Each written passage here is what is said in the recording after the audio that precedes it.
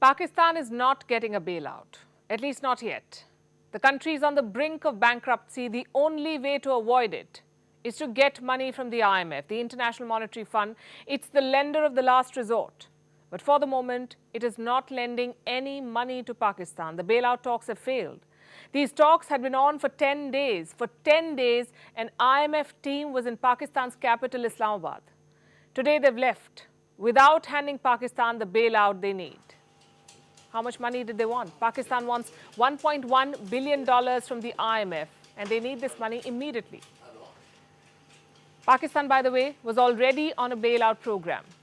Islamabad wants to revive an old $6.5 billion package, but it has failed to reach a deal with the IMF. What happened? The negotiations are stalled. But the story is not about that. It's about the humiliation of Pakistan. It's about a country's political leadership being brought to its knees. Pakistan is begging the IMF for funds, but the lender refuses to budge. Why? Because it does not trust Pakistan anymore. So the IMF has put some very tough conditions for giving a bailout. I'll tell you about the conditions, but first, just to give you a sense of how serious Pakistan's predicament is, let me quote what their Prime Minister, Shehbaz Sharif, said last week. Our economic challenge is unimaginable. The conditions we will have to agree to with the IMF are beyond imagination. But we will have to agree with the conditions. So what are these conditions? Let's bring you the inside story. Why can't Pakistan get the bailout it needs? Fundamentally, this is about trust. The IMF does not trust Pakistan. And who can blame them? This is Pakistan's bailout number 23. This country is the most frequent and by all accounts the worst borrower.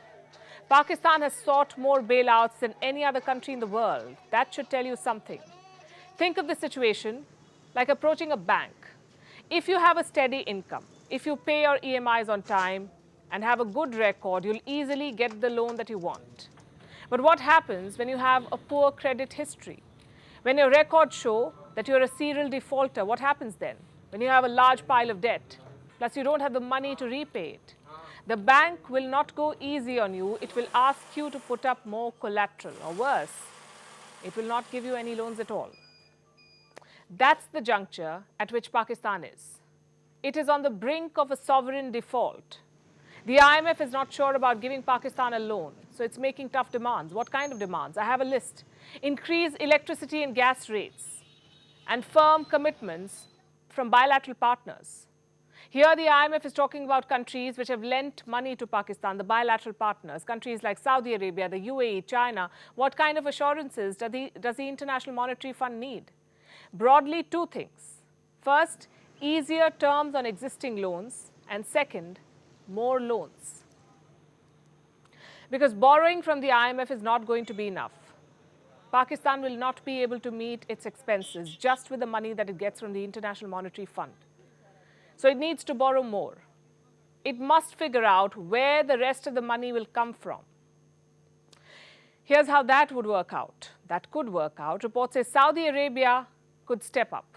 As of May 2022, Saudi Arabia had given Pakistan $4.2 billion in assistance, $4.2 billion. Riyadh could now give an additional loan of $2 billion. It is said to be looking into the possibility. The UAE gave a $2 billion loan earlier. Now it would give another $1 billion, or so the reports say. Pakistan has also made an appeal to China. It has made two requests, an additional loan of $1.5 billion and the rollover of existing debt. Will China come through though? We'll get to that in a bit. For the moment, I'm going to go back to that IMF review. The lender does not have a great impression of Pakistan, and I'm not the one saying this, the Pakistani press is. Look at some of their reportage.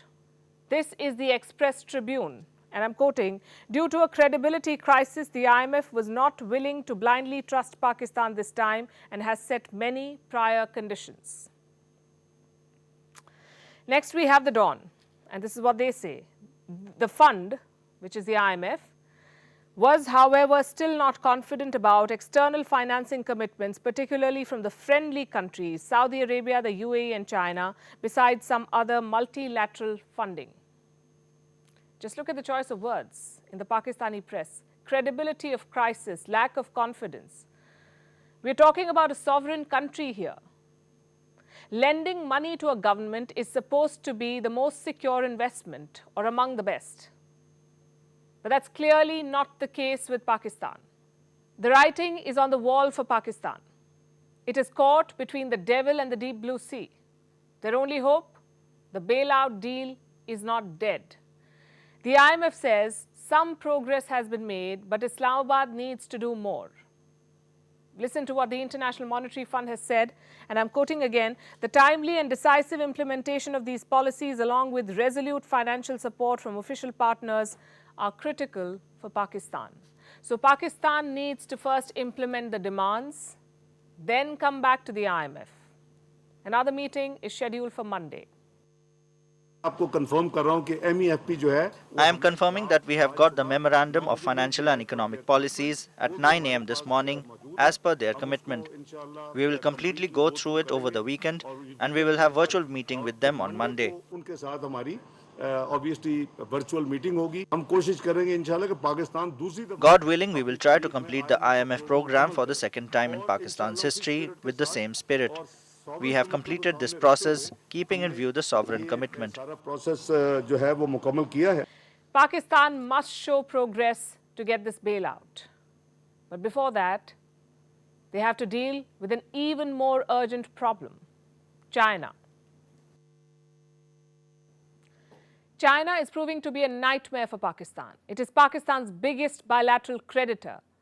Pakistan owes China $30 billion. You could say China accounts for a big part of the debt that Pakistan is buried under. But Islamabad now wants the debt to be rolled over. Will Beijing play ball? Highly unlikely. They're yet to commit to the debt restructuring, and without that, Pakistan won't be able to sustain. So why isn't China doing it? Why is China delaying debt relief to Pakistan? It seems Beijing is cutting its losses. Do you remember the blackouts from last month? A power outage affected the entire country, all of Pakistan. Almost 220 million people. They were without electricity. Do you know why that happened? Why did Pakistan have to suffer this blackout? Because its national grid went down. And this wasn't a new problem. Pakistan has been suffering power outages for over a year now. Turns out, China has a role to play there. I'll repeat that. There's a Chinese hand in Pakistan's blackouts. You may have heard of CPEC, China-Pakistan Economic Corridor. These are basically Chinese projects in Pakistan. And this is an important component of the BRI, the Belt and Road Initiative. Now, the CPEC has many projects. Among them are power projects. Under CPEC, multiple Chinese companies had set up plants in Pakistan, power plants.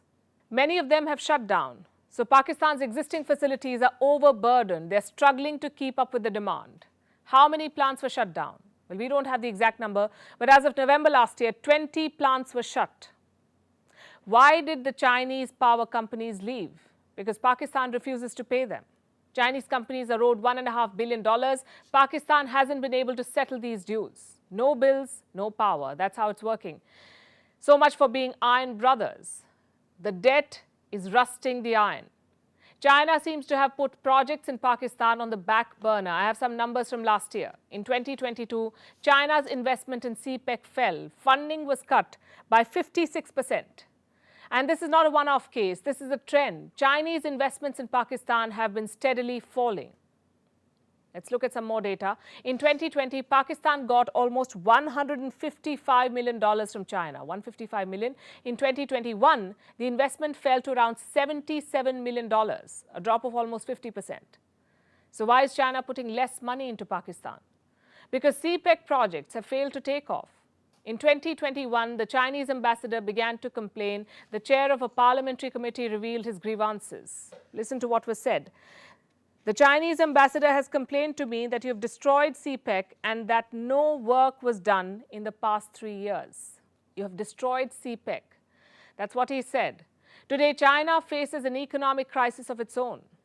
The Wuhan virus has broken the back of the Chinese economy. And Beijing is reluctant to give out any debt relief.